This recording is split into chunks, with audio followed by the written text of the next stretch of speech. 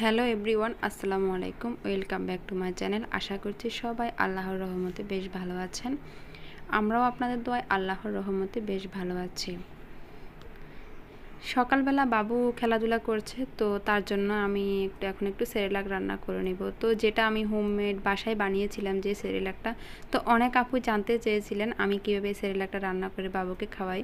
তো আজকে যেহেতু এখন বাবুর জন্য আমি এটা রান্না করব, তো চিন্তা করলাম আপনাদের সাথে একটু শেয়ার করি কীভাবে আমি রান্না করে বাবুকে খাওয়াই।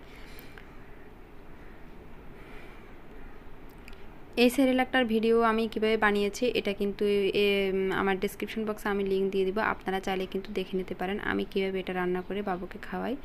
তো আমার কাছে কিন্তু বাজারে কেনা সেরেলাকটা অতটা ভালো লাগে না, তো সেজন্য আমি ঘরে তৈরি করি। এই যে সেরেলাকটা আমি এখন রান্না করব এটা এখন নিয়ে নিয়েছি।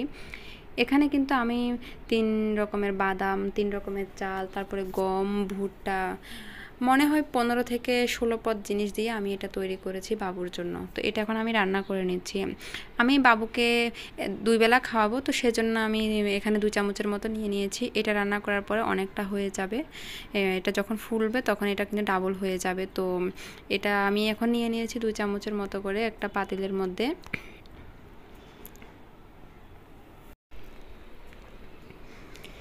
এখন আমি দিয়ে দিচ্ছি এখানে নর্মাল পানি। তো এটা কিন্তু আমি নর্মাল পানি দিয়ে রান্না করব, যেহেতু বাবুর বয়স কম, তো সেজন্য আমি এটাকে নর্মাল পানি দিয়ে রান্না করে পরে এখানে আমি ফর্মুলা মিল্ক অ্যাড করব।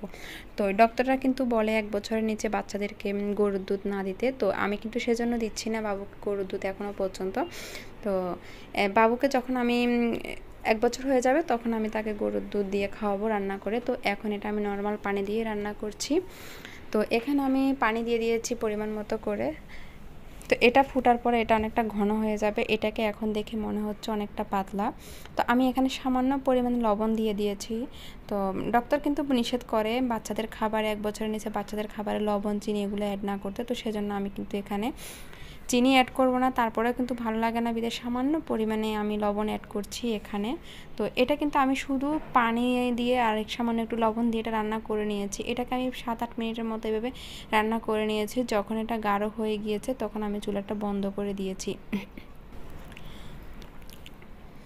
তো এখন আমি বাবুকে খাওয়াবো, সেজন্য আমি বাটিতে নিয়ে নিচ্ছি। তো এটাতে আমি যেহেতু কোনো দুধ অ্যাড করিনি, তো এর জন্য এখানে আমি কিছু বাবুর জন্য এখানে যেহেতু নিচ্ছি এখানে আমি ফর্মুলা দুধ অ্যাড করব।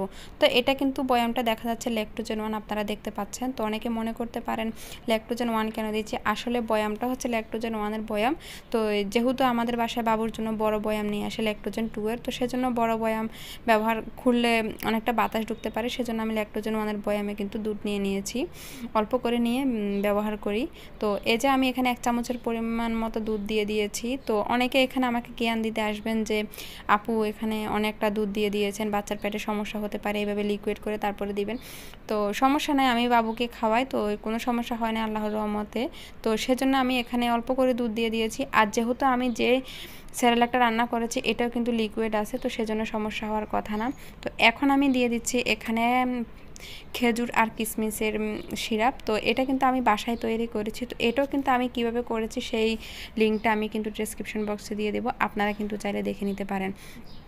তো এখানে যেহেতু আমি কোনো চিনি বা কোনো মিশ্রি বা কোনো কিছুই অ্যাড করিনি, তো সেজন্য মিষ্টি হওয়ার জন্য আমি এখানে খেজুর আর কিশমিশের সিরাপটা অ্যাড করছি।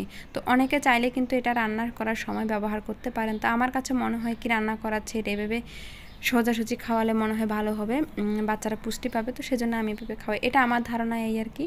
তো আমি এখানে খেজুরের সিরাপ দিয়ে এর মধ্যে আমি দুধ, তারপরে এখন আমি যতটুকু বাবুকে এখন খাওয়াবো সেরেলাক, অতটুকু সেরেলাক নিয়ে নিচ্ছি।